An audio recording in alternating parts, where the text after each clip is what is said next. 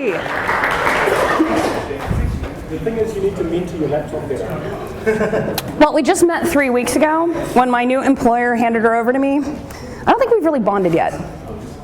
She's still trying to figure me out. She's like, you wake me up at all these odd hours, you never really send me flowers or those chocolates. Fortunately, there's a talker here in the room about mentoring, so you should be able to have that. Oh, excellent.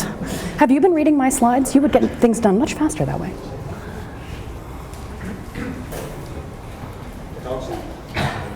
Okay. I'm ready whenever you are. Okay, everyone. Sorry for the problem. It needed partial reboot of some hardware. I have something to ask before we start. Please do whatever you can with your cell phones, not to let them go off during the talk. We're having real difficulties of the cell phones, and there should be a break or something we can throw, but we don't have. So I ask you, please do something with your cell phones, whatever you think will be appropriate. We are here with Leslie Hawthorne, and she has like 3 paragraphs of biography and experience and being awesome, so I just go paper. Oh, sorry. She has over 10 years of experience in high-tech project management, marketing, and public relations. And she currently works as an open source outreach manager for Oregon State University's open source lab. So I'm not going through the rest of it. You can find it online. And we are having a talk on mentoring. We're doing it wrong. Thank you. Thank you.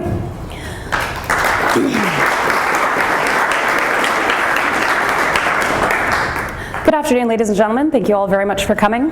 Before I get started, I would like to take a moment to thank the organizers of LCA as well as all of our sponsors for helping us be here together. And also a great big thank you to all the folks who helped me with the preparation for this talk, including reviewing my abstract, Mary, Jacinta, Deb, and someone who I just forgot, so I'm a bad person. Before I actually get into the meat of this talk, I'd like to talk a little bit about my background in an effort to frame the overall message of this presentation. So first, just really quickly, there's actually an errata in my bio. I have recently joined AppFog, which is a startup in Portland, Oregon, focusing on platform as a service.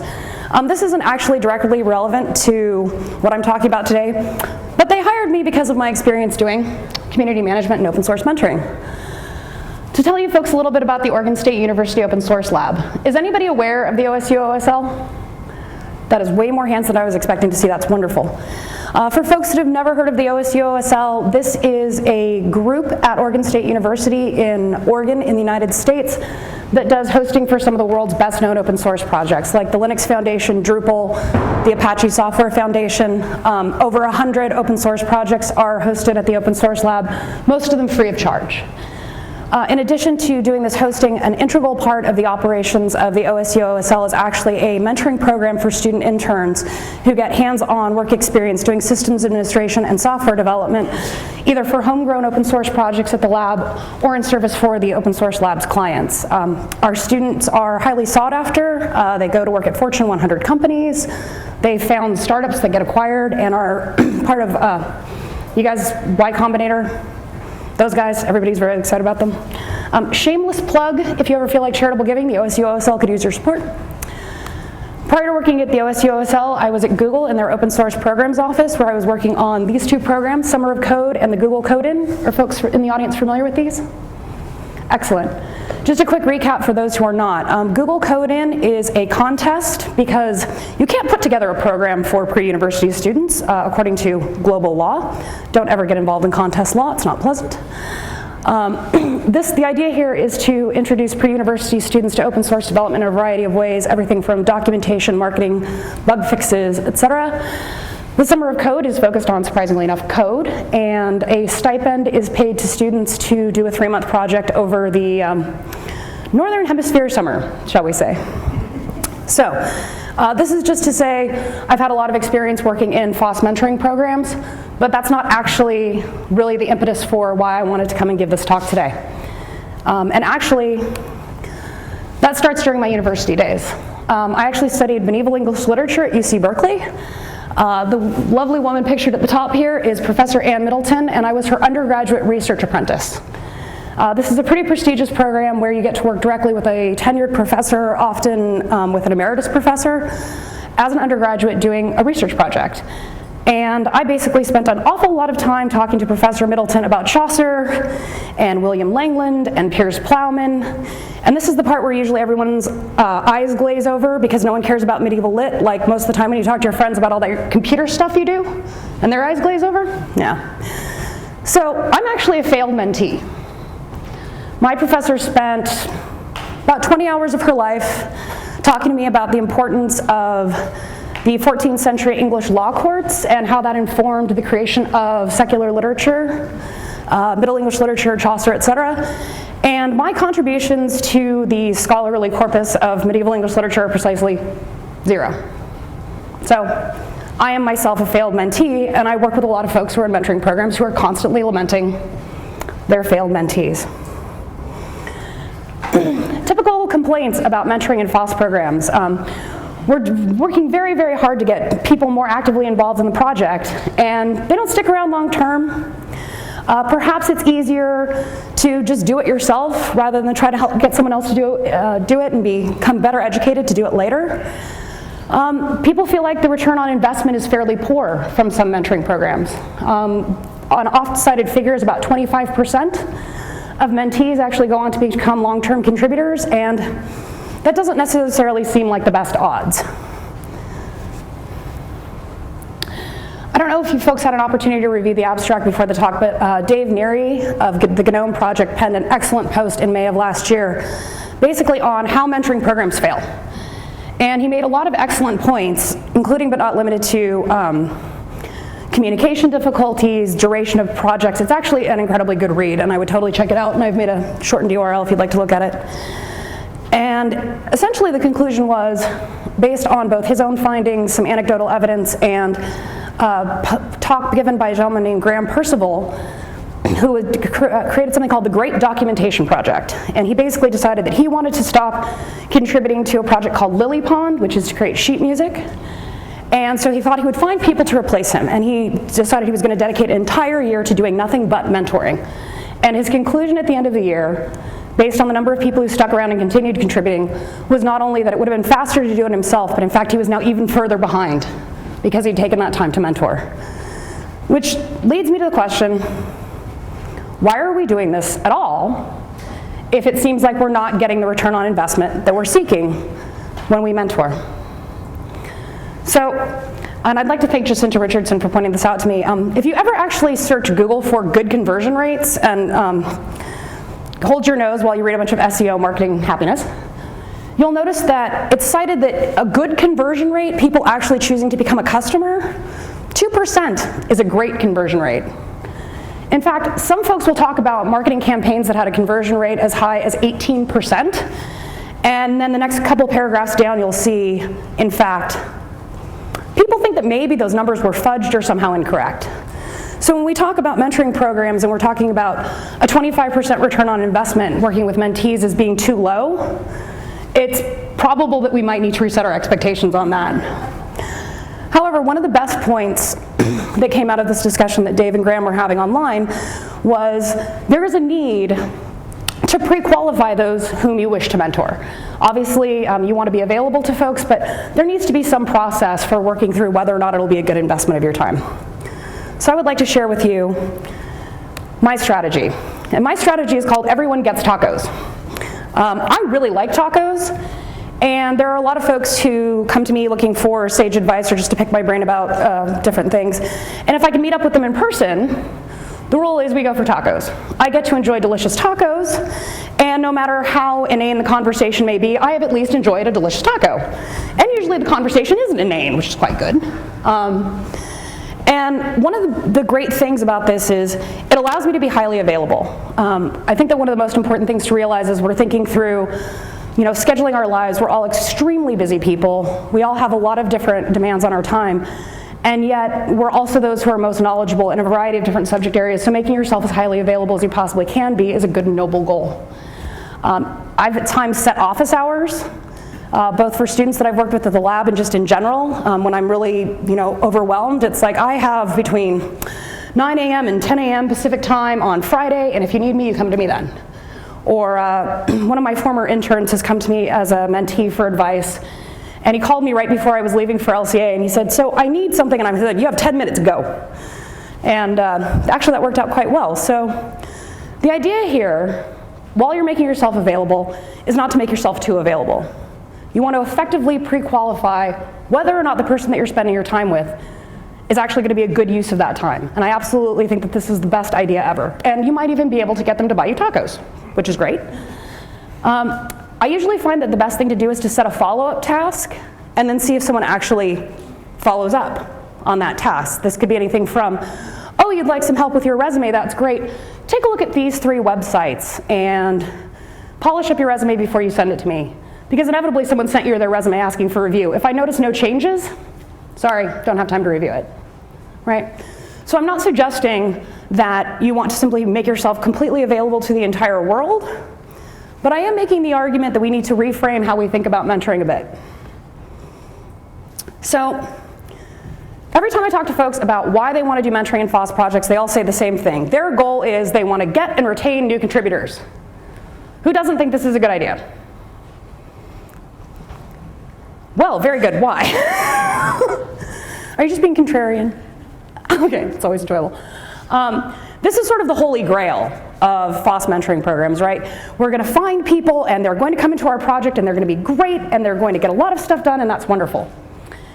And the thing about the Holy Grail, folks, is the Holy Grail was really, really hard to find. That's why there was a legend about the Holy Grail. So I really feel that, of course, you want to get and retain new contributors to your project. That's wonderful. But I think that this being the ultimate goal of our thoughts about mentoring really completely misses the point. So newbies help you whether they stay in your project or not.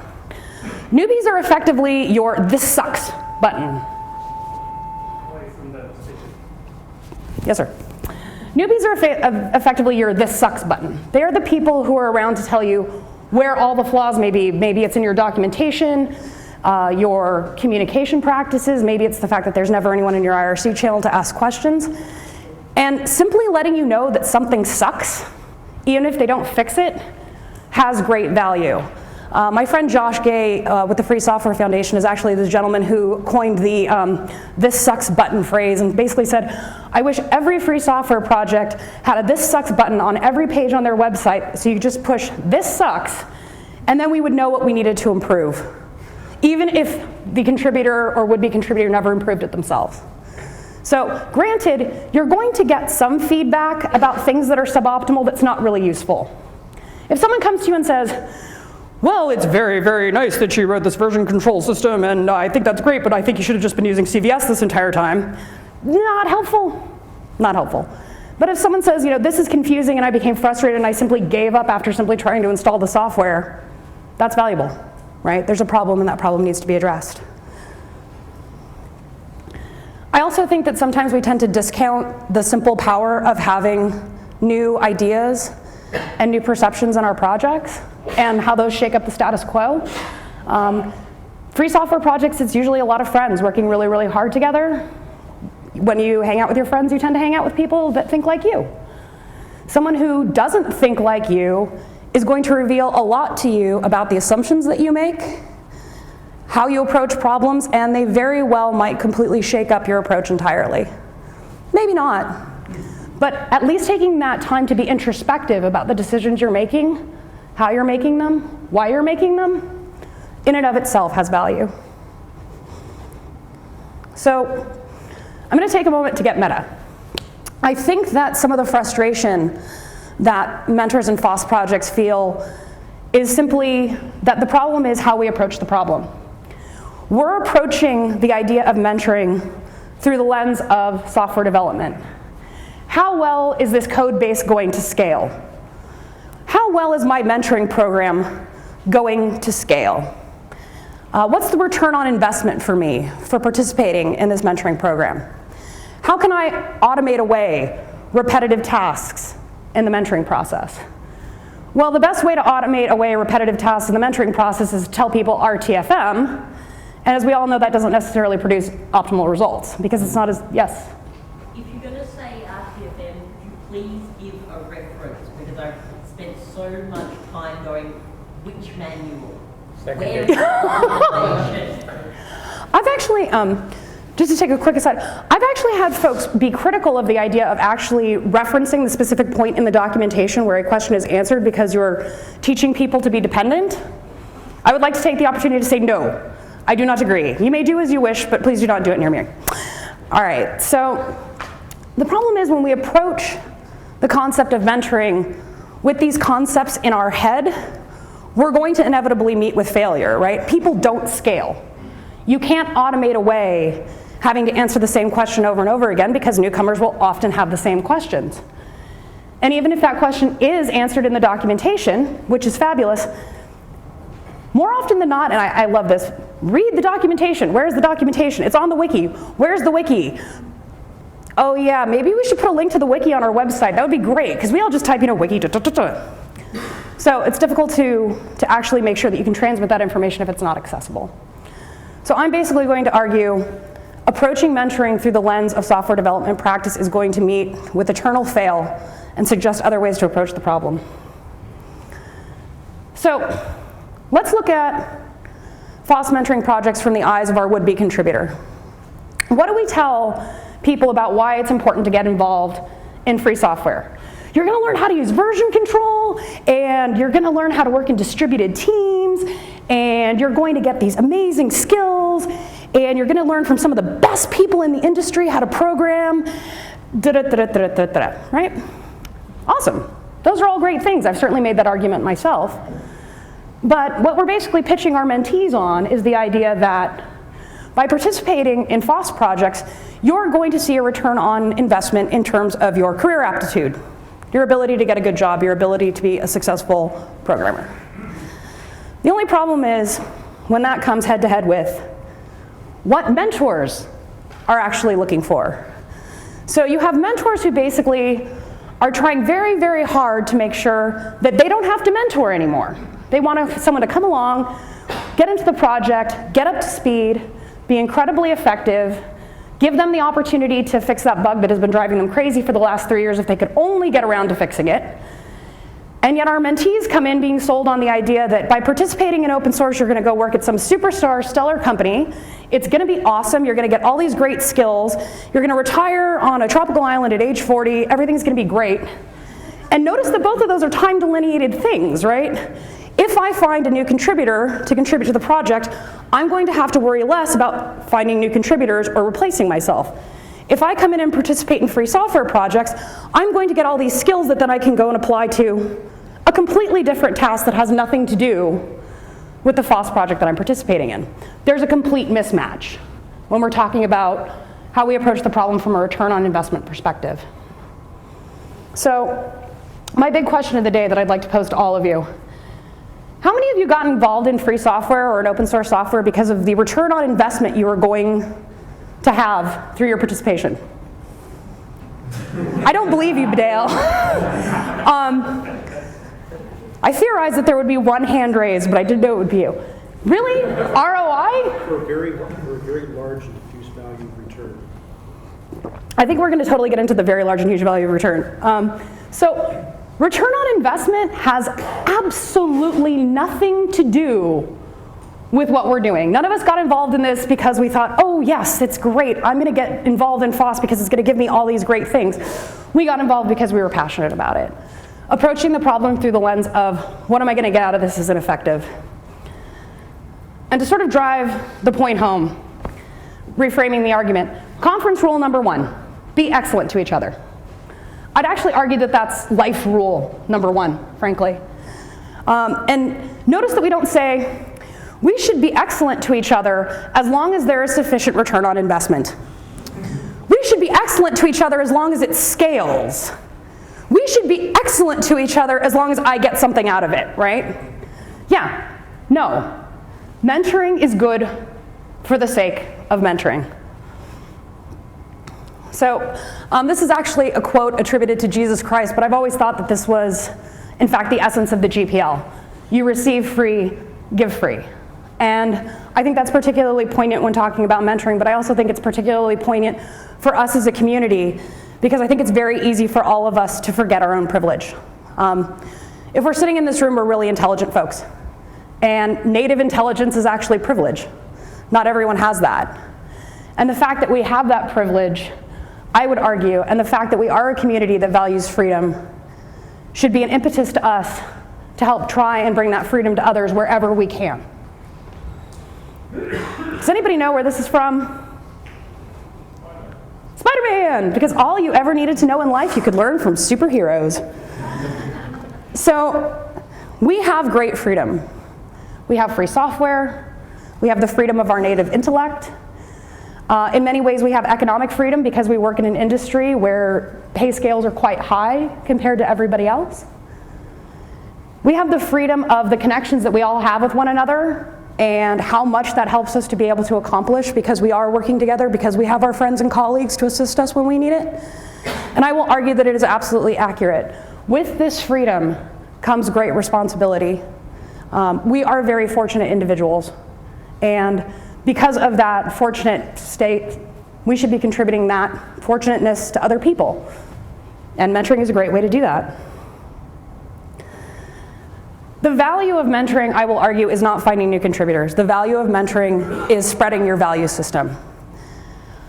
And I've listed what I think are several values for participating in free software here, but I also just wanted to illustrate with a point from my own life. I learned about free software when I was about 20. And I learned about free software because I was over at a friend's house, and the music stopped playing. And I said, oh, hey, where's the stereo? And he said, oh, no, just go and, turn it back on. It's a MP3 player. It's on the, computer. Okay, great. So the display is dark. So I go over and wiggle the mouse. And there's this funky foot thing, which I have never seen before, and I have no idea what it is. And I'm quite convinced that I've actually broken something. And I go, well, so what is this foot? And he says, it's GNOME. I said, that's lovely. What is GNOME? And he then proceeded to explain in about 2 minutes, because he was a systems administrator, and therefore somewhat terse, shall we say, what free software was. There are a bunch of developers, and they publish their source code online. Everyone can make use of it. The concept of the GPL, sharing with your neighbor, etc. And I didn't do anything with this knowledge for 5 to 6 years, but I absolutely remembered it. It took 2 minutes for me to be infected with the idea that this was the right way to live your life, that this was the right way to create software, that this was the right way for technology to be created and promulgated. And the fact of the matter is, you can share these values in 2 minutes. Your would-be new contributor might say, well, that's very nice, I was actually looking for something completely different. But explaining to them the value of freedom is something that I think will stay with them forever. The importance of influence is something that I think it's very, very easy to forget because it is literally immeasurable. We don't know what impact our actions will actually have immediately. And when we're thinking about ROI, we're thinking about things like quarterly balance sheets or annual revenue. We're not thinking about long term. We're not thinking about what the impact of our actions today on one particular individual may have as a ripple effect over time. And I would argue that not taking that view is actually very short-sighted. So, false mentoring is a lab, not a business. How many of you work for firms that have research and development departments? Excellent, thank you. How many of you would say, what percentage of your research and development projects actually meet with success? Is it 10%, 5%, 20%? Anybody? Go ahead. Pardon? Okay, so this gentleman is clearly an outlier. Would anyone like to let's quote a statistic that won't be supportive of my argument? The problem is that companies that have R&D departments have changed their definition of what is fungible research so much recently that that's not, you're not going to get the answer you want.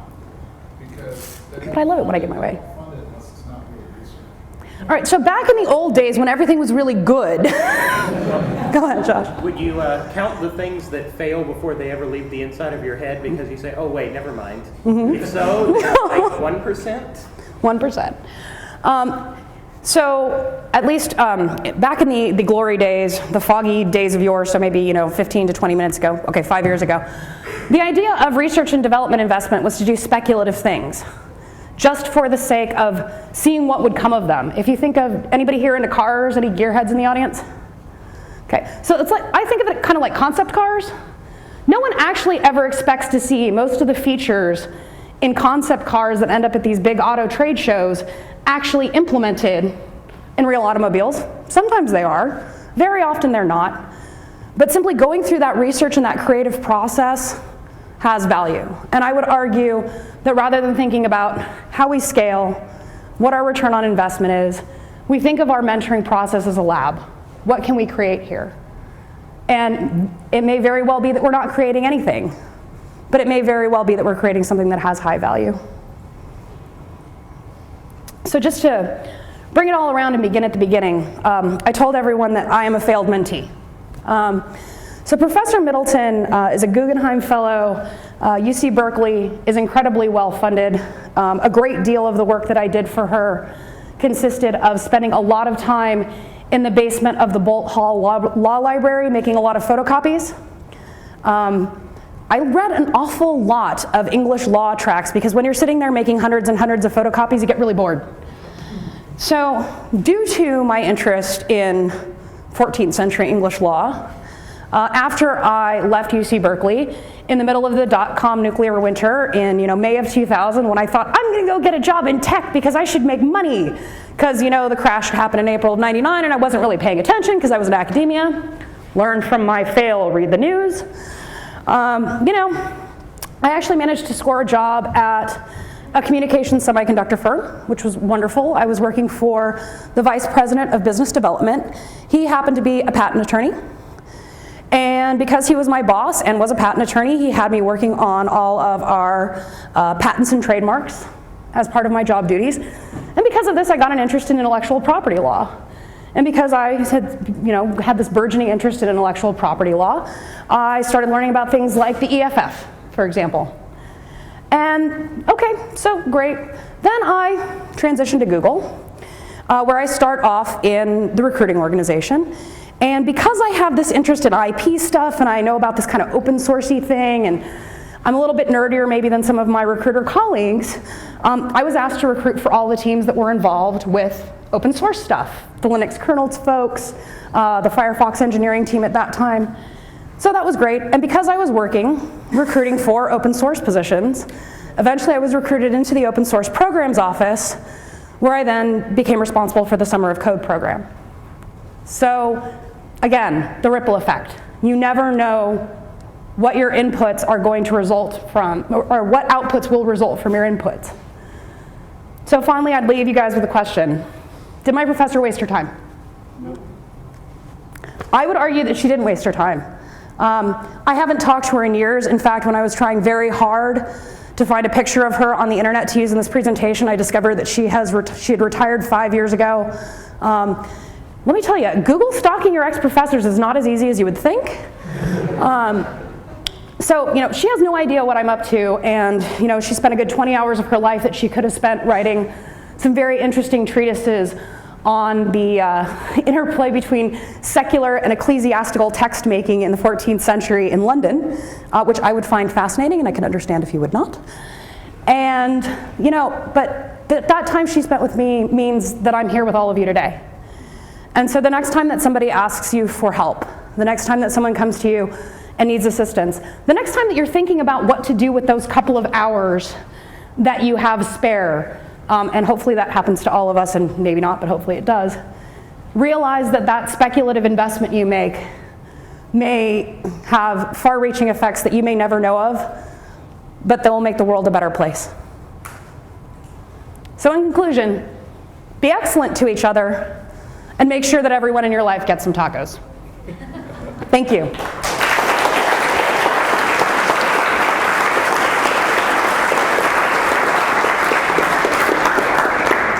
Just before we we get to questions, I wanted to let folks just generally know the reason that I wanted to give this presentation, the reason that it is so incredibly important to me, is I have been to countless conference sessions, the Community Leadership Summit, the Google Summer of Code Mentor Summit, where there have been discussions about how we're not actually getting enough out of our inputs into these FOSS mentoring programs.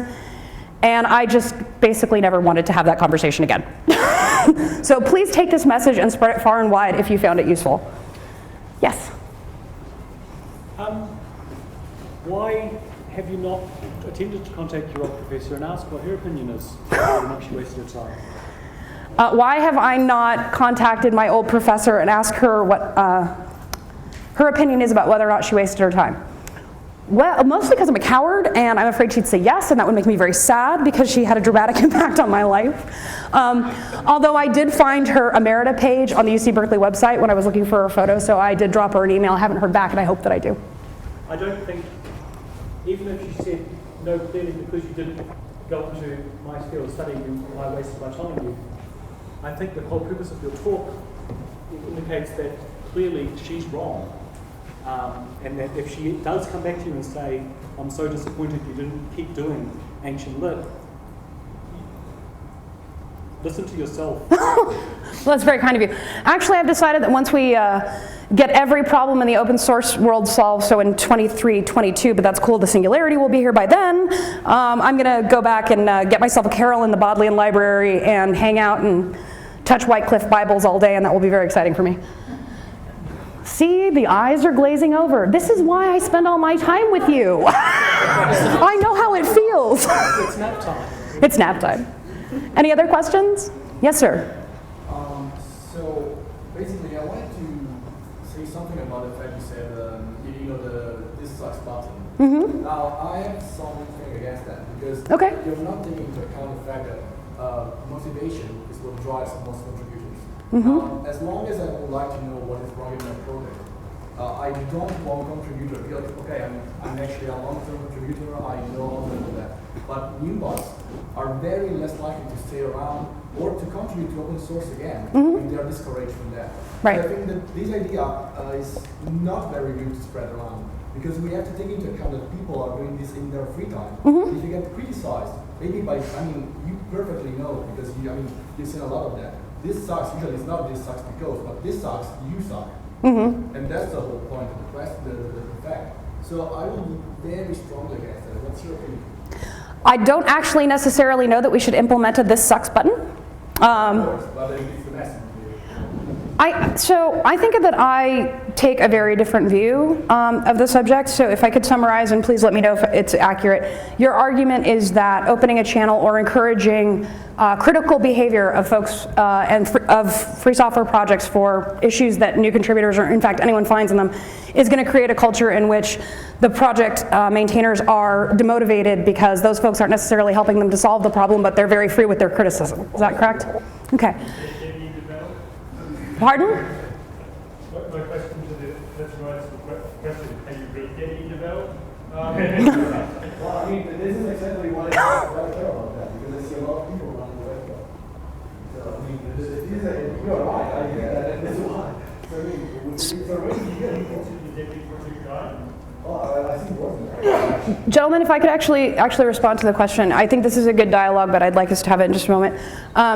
The argument that I would make is that constructive criticism always has value. And the important part here is if someone is providing you with non-constructive criticism, by all means, let them know, I don't find your criticism to be constructive, therefore I cannot help to fix the problem that you are seeing because, well, frankly, I'm just sort of sitting here feeling a bit peeved at how you've addressed me, and that's not giving me the cycles I need to actually fix the problem.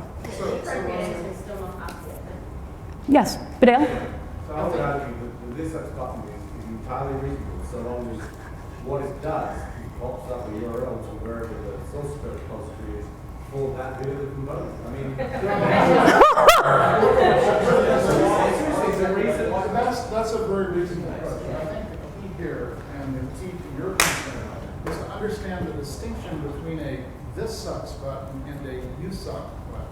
And this is the problem Here, here. we have in a lot of our analyst discussions, is that sadly, the combination of the limitations of an electronics communications medium where we don't all know each other and we aren't always treating each other excellently, is that we too easily cross the line from talking about the thing that sucks to assuming that it's because the person sucks. And this is where the harm comes. And so, on top of it, I think we have to be very careful about this, but I think it is possible to structure it in a way that you can get even, simple negative feedback, but get it in a way that it's focused on the topic of not. Right, absolutely. And I would also argue that the kinds of dialogues that we can tend to get into online because we're not necessarily effectively communicating well with each other, where it turns from this situation is suboptimal to there is something wrong with you personally. I've actually diffused situations like that personally quite effectively by saying, wow, I didn't realize that I was such a bummer. Why do you spend your time with me? Right? And then it's like, oh, hey, maybe I should think of that through a little bit more and reframe my discussion as, let's actually solve the problem. Yes, Josh? I was curious, a lot of the advice that you provided seems very directly applicable to kind of one-on-one mentoring situations or project mentoring. What kinds of specific changes do you think you could do to implement this in like large-scale mentoring programs of the handful that we have? So the question is, a lot of the advice that I'm providing seems to be relevant to one-on-one mentoring, either in person or online, and what could be done to make this more effective for larger scale mentoring programs. How could we apply the things you're saying Sure. to large scale programs in particular? Absolutely. So I think that there's a couple of different ways that I would apply it. One, I cannot stress this enough. I think that the most important thing that we can do is actually, for all of our free software projects, have office hours. 3 hours a week, try and distribute it across time zones. If you're not actually having contributors all over the world, you might want to realize that you want to concentrate your office hours in the places where your contributors actually are and then move out from there to make yourselves highly available. And people can be on IRC for an hour even if they're at work, typically. And just, again, larger scale, and actually have posted on the front page of your website, are you new to this project? That's great. We would like to hear from you. We're online during these hours. Click here to add this to your calendar. Click here to join using Mibit, for example, or the Freenode web client. I think that that would be very helpful.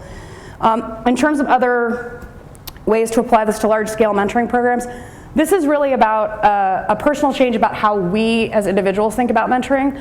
I think that particularly in the structure of programs like Summer of Code or Google Code-In, people feel like since it is such an awesome thing to do, that they can go into it expecting these awesome, spectacular results because Summer of Code and Google Code are highly visible, right? And they're a great way for projects to get public relations and people looking at them, using their code base, et cetera. The expectation that that creates in our heads, I think, is disproportional to what we can expect in terms of raw output, and then that's just a matter of us as individuals sort of resetting our own expectations.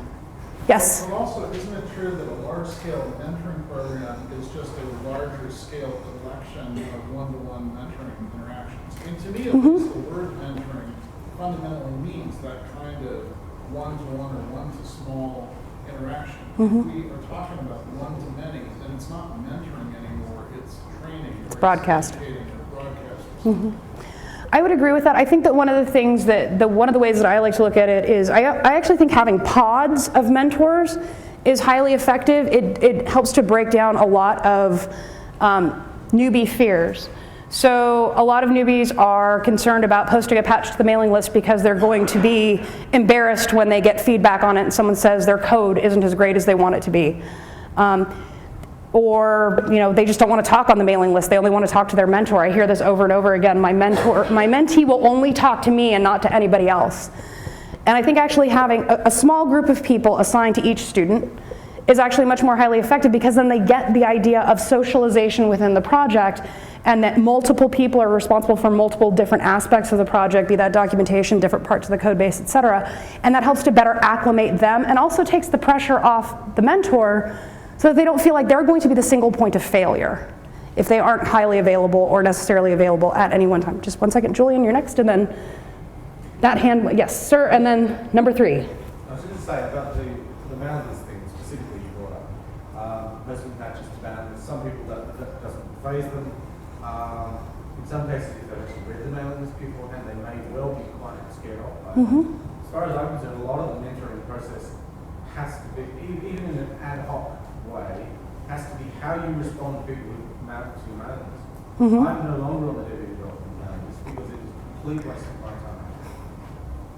There are other projects that I'm involved in with similarly sized, similar volume that have completely different ethos, simply because of the way that people respond. And people will respond in kind. So if the way that mailing list works is that stupid questions are ignored rather than flamed, or there are a number of different ways to do it, but it's got to do with a cultural shift, and that's what I think the mentoring part is to a large degree, is that you have to lead by example and try and encourage an inclusive mailing list structure or project structure. Absolutely. And I would even take that a step further, and I would, again, suggestions for ways to apply some of these concepts to larger scale mentoring programs. If you can, I would actually institute on-call rotation. So this week, it is your job to respond to the stupid questions. Because what's a stupid question to you is very likely not a stupid question to whoever sent it. No one's going to take the time to figure out where to find your mailing list, subscribe to the mailing list, hit the confirm link, and then hit send if it's not important to them. And it may very well be that the response is something along the lines of, yes, I understand that you're looking for a PHP-based content management system on the Debian development list. That's probably not an effective use of your time, right? Yes, Julian, and then? What about instead of having a group of mentors from mentee as the mentor, deliberately ensuring that whenever you're asked a question that is best answered by somebody else, you reply and try and bring another person to the thread to try and get the mentee engaging with more of the community in somewhat of a directed, isolated way that they can then be more comfortable. I absolutely agree with that. I think that in some ways, I would actually encourage that behavior on list and actually specifically call out the folks who need to in a reply all fashion, and that's simply because I think that one of the things that we teach our mentees is how to confront situations where they're afraid or when they don't know what they're doing and they're uncomfortable. And how many of us are much more successful in life when we learn to face our own discomfort, push through it, and succeed. However, I agree that directing folks to the right person to ask and very explicitly saying, Sarah, could you please answer this question about such and such feature? I think, you're the person who wrote it, so you'd actually be the best person possible to answer this question, is a very effective way to get that dialogue. Continuing. Yes, sir. Yeah, I think there's blurring two concepts here. You have mentoring, and you have induction projects. Induction projects is completely different. Like the induction project is showing where the mailers are, who the best people to talk to are, contacts, what time we want online. This stuff's all first out that we can come to a project. Rather than mentoring. Mentoring is more about, come across this problem. I need a kid to get past that. It's like the teacher in the classroom, or the kids, not actually solve problems, but you need a kid to get past it. I would argue that the initial problem that you have is what the heck is going on around here, but I think that's just splitting hairs, so I'm going to respectfully agree with your opinion.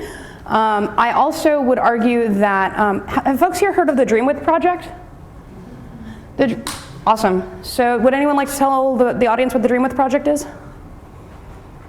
Yeah, please. Open source blogging and social networking site. It was forked off LiveJournal 5-ish years ago. Awesome. So the Dream With Project is cool for a variety of reasons, not the least of which is it has 75% female contributors.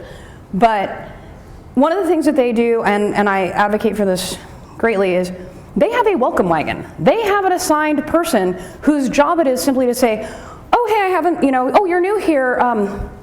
It's really great to see you. If you're looking for documentation, it's here. If you wanted to talk to somebody about bug fixes, you can talk to this person over here. You can just ask me any questions you want. Oh, where do you live? Oh, that's great. Hey, I love Pittsburgh. There's this great sandwich shop down the street from you that you should try out, right? Just having that social point of contact.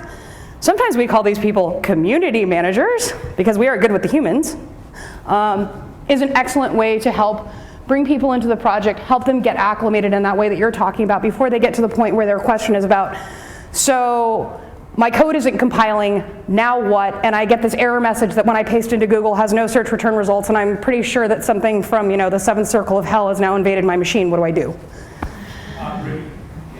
Break it. Excellent. Take out the power cord. Yes? So a question based on your experience in doing Google code and stuff like that. When you do mentoring across different cultures, what is your experience? Do you can get anything insights on that? Absolutely. So mentoring across cultures, surprise, surprise, is hard. It really highly depends on who's being paired. So for example, in Asian cultures, the receipt of criticism is taken very, very harshly. If a superior criticizes your work, you are shamed, and you wish to remove yourself from that situation immediately because you have been shamed in front of your superior. So asking someone who comes from a cultural background like that to create code and send it to a mailing list where it will then be corrected, because that is the project's process, is a really horrifying experience, right? So, and people are hesitant to do that, or they submit a patch and they receive a review, and because the review says there are errors, they simply disappear, right? I think that the best way to mitigate that is, well, first of all, we all need more peace, love, and understanding because I'm a hippie. 2, there are some really great books about business etiquette in various specific countries or in specific regions. If mentoring is important to you, or you have folks in your project from many different cultures, many different geographical distributions, go pick up some of those books and read through them, and then when you have questions about stuff that you read that is foreign to you, it's a great time to start a dialogue with people in your project so you can better understand how you can help them be successful in their work by, you know, meeting them halfway. Yes, Josh? Useful search term suggestion on that point: high context culture, low context culture. To understand some of people who approach problems differently than you do. High context culture, low context culture. I wish Danny was still here. She just introduced me to this concept on Monday at the Hacks and Mini-Conf. So the idea is, in a high context culture, you have a very small social circle, and your interactions with those folks are extremely important to you. Whereas for us, we tend to have a low context culture. We have many, many relationships, some of which are very deep and some of which are very shallow, but we're willing to make use of all of those connections. So when you're dealing with someone who's from a high context culture, and they're, for example, your mentee, they're going to want to focus most, if not all, of their energy on communicating with you because that's the valued relationship, not with the wider community. Whereas in free software, we're talking about the wider community. Everyone here has an opportunity to give input, everyone is contributing to the dialogue, and there's kind of that mismatch. So I intend to read up on it more, and I would absolutely encourage other folks to do that. How are we doing on time? We're somehow out of time. It happens. So we have less than 1 minute in case there is a priority 1 question. P1 question, yes? Do you find that high context, low context is age dependent as well? That's an excellent question. Do I find that the high context versus low context is age dependent? I have no idea, but I'm going to think about that a lot more. In training, a lot of older people will buck if you say, look it up. Find out on the net. If you tell them something, you're God, and you've told them the absolute truth. Whereas if you say, find out. Yeah, then you're being impolite. I actually think that that's a really interesting question because I spent so much time with my grandmother when I was young that I think that I tend to have more of that, how could you possibly tell someone to go look it up? That's unkind. Why don't you want to help them? And I never really thought that maybe that had to do with kind of how I was socialized in that regard. All right, thank you very much for coming. It has been a pleasure to spend time with all of you.